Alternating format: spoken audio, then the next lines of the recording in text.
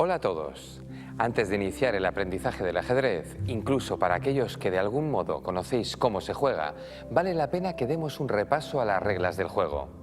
Para ello, empezaremos por estudiar los movimientos de cada una de las piezas, junto con conceptos básicos como el jaque mate o el rey ahogado. También aprenderemos el modo de anotar las jugadas y, por último, revisaremos las principales normas bajo las que se desarrolla una partida de ajedrez. ¿Listos? Empecemos.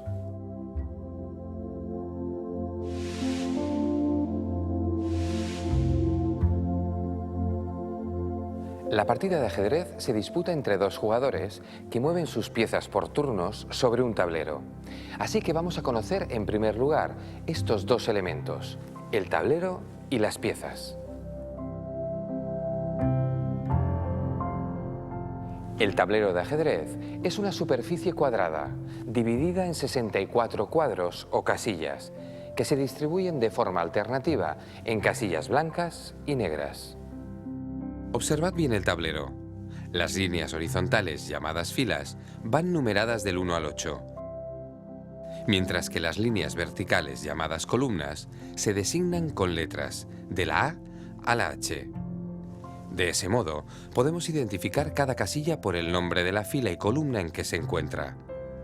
El tablero se coloca entre los jugadores de tal forma que la casilla de la derecha sea blanca, como se muestra en pantalla.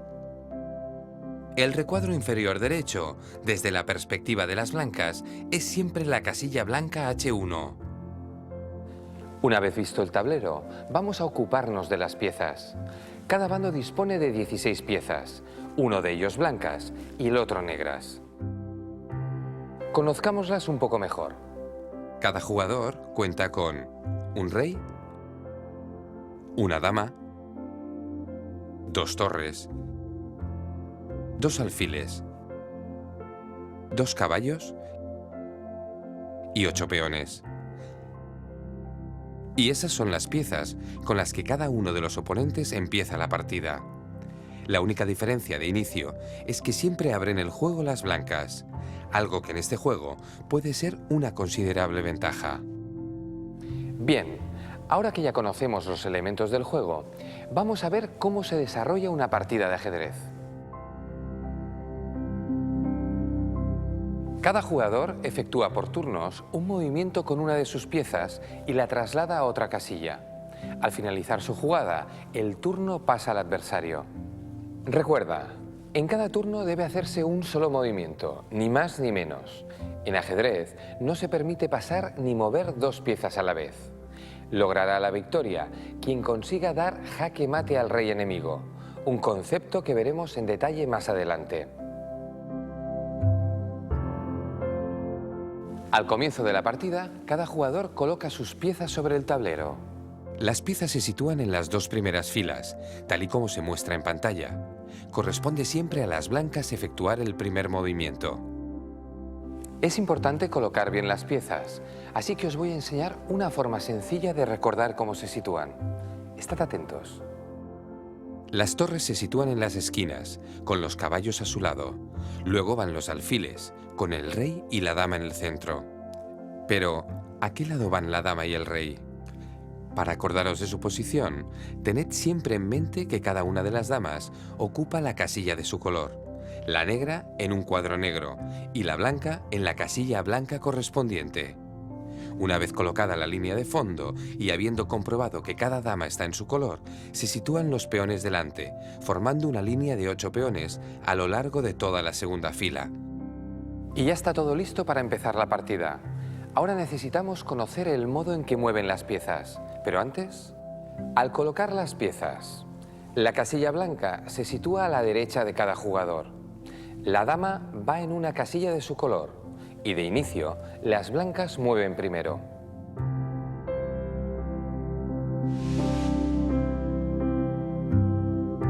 Ya hemos dicho que en cada jugada se mueve una sola pieza, salvo en el enroque, caso especial que explicaremos luego. Salvando esa excepción, veamos a continuación el movimiento de cada una de las piezas. Empezaremos con la torre, la figura cuyo movimiento es más simple, para seguir con otras de mayor complejidad. La torre puede moverse en horizontal o verticalmente, y cualquier número de casillas, siempre que su trayectoria no se encuentre obstaculizada por otra pieza. ¿Y qué sucede cuando alguna pieza se interpone en el camino de la torre? Pues que impide su movimiento, ya que la torre no puede saltar. Prestad atención. Al encontrar otras piezas en su trayectoria, la torre blanca dispone de menos jugadas. No puede situarse en F4, pues no está permitido colocar dos piezas en la misma casilla. De igual forma, no puede jugar a G4 o H4, pues le estorba el alfil, y por culpa del caballo, tampoco puede ir a D8. Pero sí que puede ocupar la casilla D7, ya que en ella se encuentra una pieza enemiga. Pero eso ya no es un simple movimiento, sino un tipo de jugada que conoceremos como captura. Es el momento de aprender cómo se capturan las piezas enemigas. No perdáis detalle. La torre captura el caballo, lo retira del tablero y como parte de la misma jugada ocupa su lugar y finaliza el turno de juego. El caballo, una vez capturado y retirado del espacio de juego, no podrá volver a intervenir en la partida. Veamos ahora los movimientos del alfil, una pieza de largo alcance como la torre, aunque a diferencia de esta, el movimiento del alfil es exclusivamente en diagonal. Veámoslo. El alfil puede desplazarse en diagonal cualquier distancia. Debido al tipo de movimiento que realiza, siempre ocupa casillas del mismo color. El alfil que vemos en D4, por ejemplo, será el alfil de casillas negras, pues juega exclusivamente por las casillas de ese color. Como en el caso de la torre, el alfil no puede saltar por encima de otras piezas y su modo de capturar coincide con su trayectoria en diagonal. Observad. Estamos viendo en acción al alfil de casillas blancas. No puede saltar a B1 ni jugar a C2 por la presencia de su propia torre. Tampoco puede hacerlo a B7 o a 8 por el obstáculo que representa el caballo. Pero sí que puede capturar esta última pieza. El alfil se mueve por las diagonales, controlando solo casillas de un color. Al igual que la torre, no puede saltar. Con la dama completamos la presentación del grupo de piezas de largo alcance. La dama aúna los movimientos de torre y alfil, aunque su radio de acción es mayor al combinar el movimiento de esas dos piezas. Para dejarlo claro, la dama puede desplazarse recorriendo por completo las líneas diagonales, horizontales y verticales. El tablero muestra los posibles movimientos de la dama blanca. Filas, columnas y diagonales son rutas válidas para esta poderosa pieza. Los obstáculos, sin embargo, limitan su actividad, como veremos. Una vez más, recurrimos al tablero de análisis para comprobar la interacción de la dama con el resto de las piezas. Comprobaréis que, al igual que las otras unidades de ataque a distancia, la dama tampoco puede saltar sobre otras piezas. Las piezas que interrumpen su trayectoria limitan los movimientos de la dama blanca, que no tiene acceso a las casillas marcadas en rojo, pero puede capturar el caballo o el alfil de las negras. Sin embargo, la torre negra de D8 no puede ser capturada, pues el alfil de D7 limita la acción de la dama enemiga. Recuerda, dama, torre y alfil pueden actuar a larga distancia, aunque su trayectoria puede ser bloqueada por otras piezas. A continuación estudiaremos el movimiento de las piezas de corto alcance. Como podréis comprobar enseguida, son todas bastante peculiares.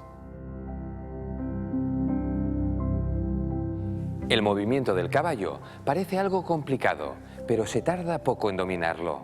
Fijaos atentamente. El caballo se mueve a cualquier casilla que se encuentre a 2 casillas de distancia de la propia, con la condición de que sea de distinto color. Observad que su movimiento forma una especie de L, como si diera 2 pasos en línea recta y uno al lado. El caballo, como las otras piezas que hemos visto hasta ahora, captura del mismo modo que mueve, pero tiene una característica que lo convierte en una pieza única. Vamos a descubrirla. Y esta peculiaridad no es poca. El caballo es la única pieza que puede saltar. Observad el caballo situado en G1.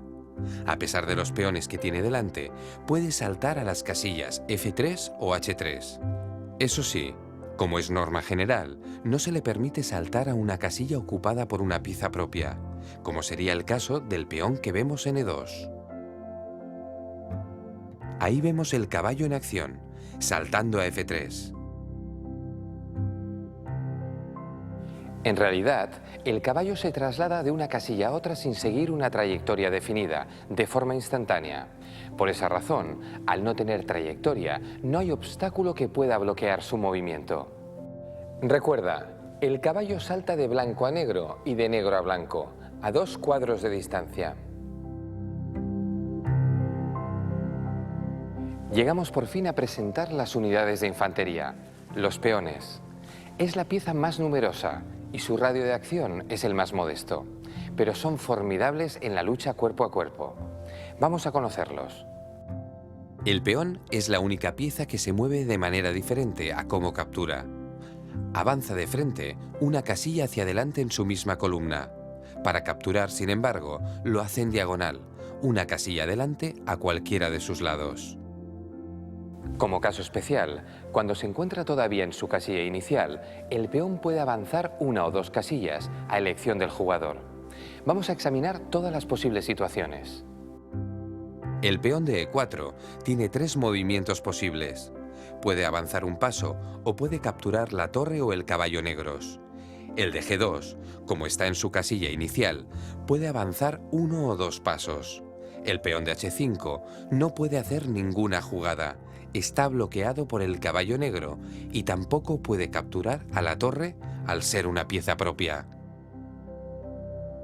Recuerda, los peones no pueden retroceder, avanzan hacia adelante y capturan en diagonal paso a paso. Los peones, si logran llegar al final del tablero, tienen la opción de ser cambiados por otra pieza. Es la llamada promoción o coronación del peón, muy importante en el juego. También disponen de un movimiento exclusivo, la captura al paso. Veremos estas jugadas en el apartado de movimientos especiales. Y acto seguido, vamos a conocer a la pieza más importante en el ajedrez, el rey. ¿Por qué es la más importante? Porque quien pierde el rey, pierde la partida. Veamos primero su movimiento. El rey puede desplazarse a cualquier casilla adyacente a la que ocupa y capturar cualquier pieza enemiga que esté a su alcance. Sin embargo, como el rey es una pieza imprescindible para seguir jugando, no se le permite ocupar ninguna casilla donde pudiera ser capturado por una pieza enemiga. Lo entenderemos mejor con un ejemplo. En el tablero que estamos viendo, el rey blanco puede ir a cualquiera de las casillas marcadas en verde, pero no a las marcadas en rojo, controladas por el enemigo. Tampoco puede capturar la torre, pues quedaría bajo la acción de la dama negra. Por esa misma razón, las blancas no pueden mover el caballo, ya que dejarían a su rey expuesto al ataque de la dama enemiga. Esto nos lleva a establecer el concepto de jugada ilegal, que en caso de jugarse debe ser inmediatamente rectificada. Jugadas ilegales son aquellos movimientos no permitidos por las normas del ajedrez. Vamos a repasar las principales reglas. Las piezas no saltan salvo el caballo. No puede haber 2 piezas en la misma casilla. No se permite la captura de piezas propias. El rey no puede exponerse a ser capturado.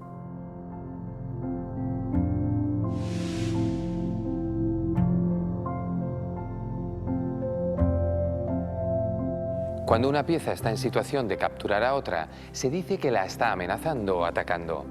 Pero la captura no es obligatoria, como tampoco lo es la defensa de la pieza amenazada. Atención. La única amenaza que es absolutamente obligatorio atender es la que se hace sobre el rey. Cuando una pieza enemiga amenaza al rey, se dice que le da jaque o que lo pone en jaque. Antaño se acostumbraba a avisar diciendo jaque, pero esto ya no suele hacerse hoy en día, al menos en competiciones oficiales. Es imperativo atender el jaque en la jugada inmediata y responder al mismo. Cualquier movimiento que no resuelva el jaque sería ilegal. Para verlo más claro, os voy a mostrar con unos ejemplos prácticos las 3 formas de defender un jaque. La torre negra está dando jaque al rey blanco.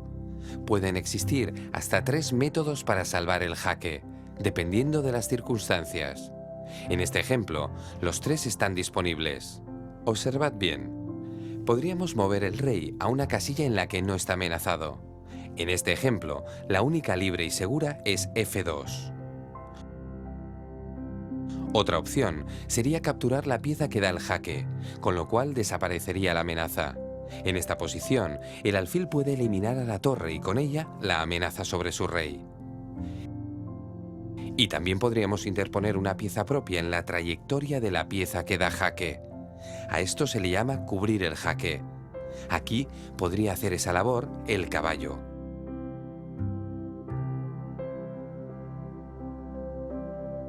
Si no podemos recurrir a ninguna de estas defensas, se dice que el jaque es mate y el jugador que lo recibe pierde la partida en el acto. Pero antes de continuar con algunos ejemplos de jaque mate, las tres defensas contra el jaque son la huida del rey, la captura de la pieza atacante y la cobertura con una pieza propia. Si las tres fallan, el jaque es mate. Como hemos dicho, si no es posible evitar el jaque de ninguna manera, se produce el jaque mate o simplemente mate. Estudiemos un par de ejemplos. El rey blanco se encuentra bajo la amenaza de una de las torres negras. Está, por tanto, recibiendo un jaque, pero no puede escapar a una casilla segura. Todas aquellas donde podría ir están bajo el ataque de las torres enemigas. El blanco no puede capturar a la torre que da jaque, ni tampoco interponer ninguna pieza entre esa torre y su rey. Ni el caballo ni el alfil resultan de utilidad para cubrir el ataque. Bien, ya hemos comprobado que los tres métodos de defensa resultan infructuosos. En consecuencia, es mate. Las negras han ganado la partida. Un segundo ejemplo nos ayudará a reforzar la comprensión del concepto. Fijaos. La dama negra ataca al rey blanco, que no tiene casillas a las que escapar. La posibilidad de tomar la dama enemiga hay que descartarla, pues se encuentra protegida por su propio rey. Capturarla sería ilegal, ya que el rey blanco quedaría en una casilla amenazada por una pieza enemiga, en este caso, el rey negro. Por lo tanto, la posición es de mate. Acabáis de conocer dos de los mates más famosos, el mate del pasillo y el mate del beso. Pero no adelantemos contenidos y terminemos con el estudio de las reglas del juego. Nos queda por examinar un concepto muy importante, el rey ahogado. Esta situación, bastante especial, se produce cuando a uno de los bandos le toca jugar y no dispone de ninguna jugada legal, con la condición de que no tenga al rey en jaque. Observad, por ejemplo, la posición del rey negro en este tablero. Les toca a las negras, pero no pueden hacer ningún movimiento legal, ya que con cualquier movimiento factible, su rey pasaría a ocupar una casilla amenazada. Sin embargo, no se puede hablar de jaque mate, pues el rey no está ni siquiera en jaque. ¿Qué sucede entonces? En un caso así, se dice que el rey está ahogado y se declaran las tablas, es decir, la partida termina en empate. Atención, el rey ahogado, o abreviando el ahogado, no se debe confundir con el mate. En el primer caso, el rey no está amenazado, mientras que en el mate siempre hay jaque y mate. Tened en cuenta que no es imprescindible que el rey ahogado sea la única pieza de su bando. Lo relevante es que el jugador no tenga ningún movimiento legal a su alcance. Observad con atención. A pesar de que las blancas tienen 3 piezas, si les toca mover, no tienen ninguna jugada legal. Su peón está bloqueado por el rey enemigo, quien además controla la casilla H2, la única a la que podía mover el rey blanco. Mientras, el caballo está cubriendo a su rey del ataque de la torre negra, así que tampoco puede mover. Por tanto, como no hay jaque y es el turno de las blancas, la partida es tablas por ahogado, no tienen a dónde mover. Recuerda el semáforo del rey. El rey puede encontrarse en 4 situaciones. Semáforo verde, a salvo, no está amenazado. Semáforo amarillo, jaque, debe responder. Semáforo rojo, jaque mate, ha caído derrotado. Y semáforo intermitente, ahogado, es tablas. Muy bien, hemos examinado todas las reglas del juego. Nos quedan por estudiar tan solo los movimientos especiales.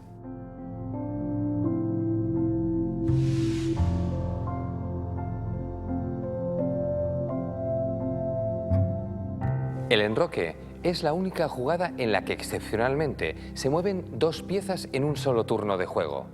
Se realiza con el rey y una de sus torres. Ambas piezas deben estar en su posición inicial sin haberse movido antes y no deben existir obstáculos entre ellas, sean piezas propias o enemigas. Veamos el movimiento del enroque a cámara lenta. Prestad mucha atención. El enroque se realiza de la forma siguiente. Primero, el rey se mueve dos casillas hacia el lado en que está la torre, y luego, pero formando parte de la misma jugada, la torre pasa por encima de él y se coloca a su lado. A esta jugada la llamamos hacer el enroque o enrocar. Lógicamente, es posible enrocar con la otra torre, pero presenta un aspecto un poco distinto. Observad. El rey se mueve dos casillas en dirección a su torre, igual que en el enroque anterior. La torre pasa al otro lado. Esta vez, la torre ha tenido que hacer un recorrido mayor. El enroque con la torre del lado del rey se llama enroque corto. El que se hace con la torre del lado de la dama, que efectúa un desplazamiento mayor, se llama enroque largo. En ambos casos hay que tener en cuenta las reglas del enroque. Existen 4 situaciones en las que no es posible enrocar. Primera, se ha movido antes el rey o la torre. Segunda, hay otras piezas entre el rey y la torre. Tercera, el rey está en jaque. Y cuarta, el rey pasa o acaba en una casilla amenazada por una pieza adversaria. Hay que señalar que si los impedimentos al enroque son momentáneos, puede enrocarse más tarde, cuando desaparezcan. Pero si se ha movido la torre, ya no será posible enrocar por ese lado, mientras que si se ha movido el rey, se pierde definitivamente el derecho al enroque. En esta posición, el rey blanco puede enrocar en corto, pero no en largo, por la presencia del caballo blanco. Por su parte, el rey negro puede enrocar en ambos flancos. Enrocamos corto. Ahora la situación ha cambiado para las negras. La torre blanca situada en F1 impide el enroque corto, ya que el rey negro tendría que pasar por la casilla F8. Pero el enroque largo sigue estando disponible. En este ejemplo práctico hemos visto 2 de las reglas que impiden el enroque. Comprobemos ahora las otras 2. El blanco no puede enrocar en ningún flanco porque está en jaque. Si en la primera jugada mueve rey D1, pierde definitivamente el derecho a enrocar. Por su parte, las negras no pueden enrocar corto porque su rey acabaría en la casilla G8 controlada por el alfil enemigo. Si continúa el juego con caballo C6 y el blanco juega alfil E6, esta pieza estaría impidiendo temporalmente los 2 enroques del negro. Si las negras mueven su torre a D8, ya no podrán enrocar largo, incluso en el caso de que esa pieza volviera a su casilla original en A8. Con esta explicación, seguro que el enroque os ha quedado más claro. Vamos a examinar por último los movimientos especiales a cargo del peón. Cuando un peón alcanza la última fila, se retira del tablero y en su lugar hay que colocar una pieza de su mismo bando. Esta jugada se denomina promoción o coronación del peón, pues en la mayoría de casos se cambia por la pieza de más valor, la dama. De ahí la idea de coronar. La elección de la pieza corresponde al jugador que realiza el movimiento del peón, sin que haya que tener en cuenta las piezas que queden o hayan sido capturadas. Eso sí, no es posible elegir un segundo rey, pero se puede elegir una dama, incluso teniendo otra sobre el tablero. También es posible elegir una pieza de menor valor, lo que se denomina subpromoción. Esto tiene sentido en situaciones especiales, como la siguiente. El blanco avanza su peón hasta la 8ª fila y debe elegir una pieza. Si se decide por la dama, el rey negro queda ahogado, tablas. Pero si elige una torre, podrá dar mate en pocas jugadas. La opción está clara para la torre, en detrimento de la dama. La captura al paso es un caso bastante especial en el que intervienen 2 peones. La forma más rápida de aprenderlo es ver un caso práctico. Las blancas mueven su rey a C7 para capturar los peones negros. El peón negro de B7 huye, avanzando 2 pasos hasta la cuarta línea y colocándose a la altura del peón blanco. Las blancas se salvan con la captura al paso.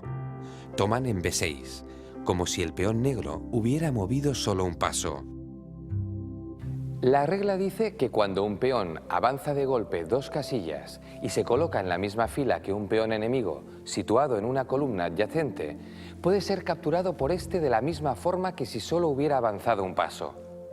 Recuerda, el derecho a hacer la captura al paso tan solo dura una jugada, la que responde al avance del peón adversario.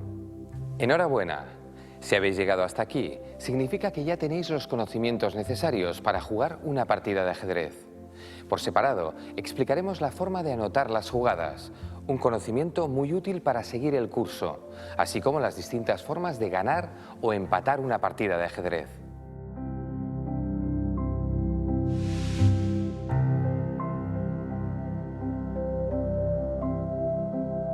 Con el fin de registrar y reproducir las jugadas de una partida de ajedrez, se utiliza un sistema de notación universalmente aceptado, el sistema algebraico. Recordemos que cada casilla recibe el nombre de la columna y fila que ocupa, tal y como hemos aprendido al hablar del tablero. La jugada se puede anotar indicando la inicial de la pieza que mueve y la letra de la casilla de destino, o bien sustituyendo la inicial por la figura de las piezas, excepto en el caso del peón, que se representa solo con la letra de la casilla de destino. En este curso anotaremos con la figura de las piezas. Nuestra primera jugada es caballo F3 y la anotamos con la figura de la pieza, seguida de la letra de la casilla de destino. El negro contesta con peón C5. Al anotar el movimiento de un peón, omitimos su figura y solo escribimos la casilla de destino, C5. Continuamos moviendo las piezas y anotando las jugadas. En la cuarta jugada, el blanco asesta un jaque con alfil B5 y podemos añadir el signo de la suma para indicar que se trata de un jaque, aunque no es obligatorio. El negro cubre el jaque con caballo D7 y dado que los dos bandos pueden mover a esa casilla, es necesario indicar la letra de la columna o fila de origen del caballo que mueve, en este caso, la columna B.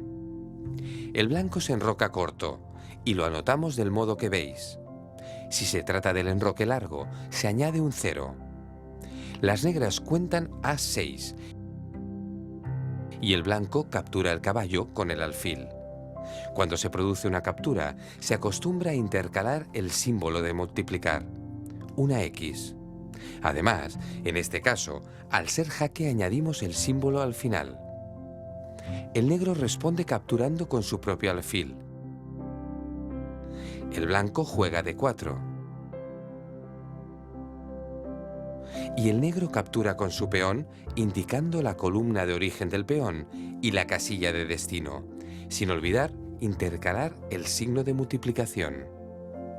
Para finalizar este ejemplo, la dama blanca captura el peón en D4 y se anota normalmente. Suficiente por el momento. Hemos visto cómo se anotan los movimientos más comunes. Los símbolos de jaque y captura son opcionales, pero como se acostumbran a utilizar en la mayoría de libros de ajedrez, no está de más familiarizarse con ellos. Veamos una tabla donde se resumen todos los símbolos. Hay 2 símbolos opcionales más para jugadas especiales, la promoción del peón y el jaque mate. Al promocionar un peón puede utilizarse el símbolo igual. Por ejemplo, si el peón corona dama en la casilla B8, se escribirá 1.B8D o 1.B8 igual a D. Para el jaque mate, acostumbra a usarse la almohadilla o un doble símbolo de jaque. Por último, cuando se comentan partidas, se pueden utilizar los símbolos de calificación de las jugadas.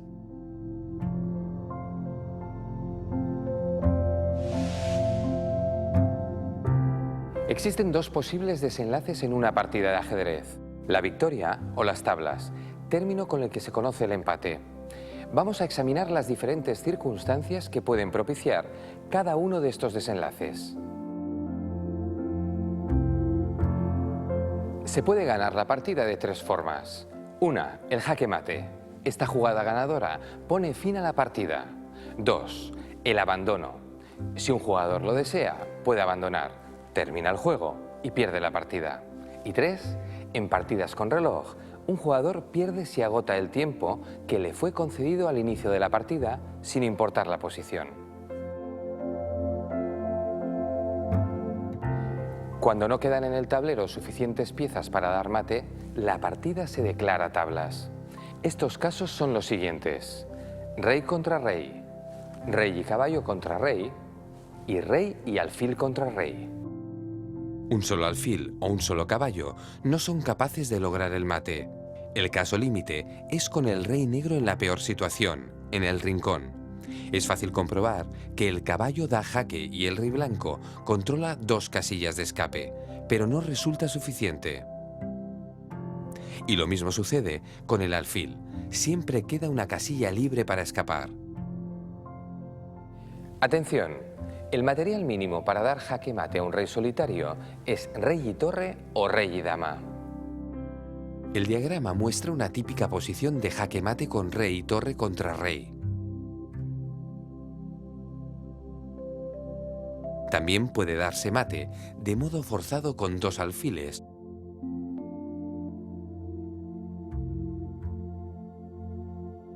o con un alfil y un caballo.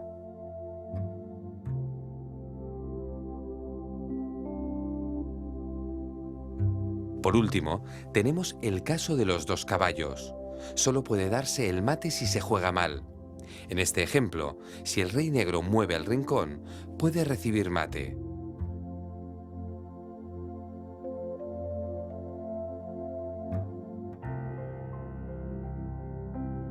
Pero si escapa, los caballos no lograrán forzar dicho mate. En pantalla podéis ver una tabla con las diferentes situaciones. No es necesario que os esforcéis en memorizarla, la iréis aprendiendo sin daros cuenta a medida que vayáis practicando.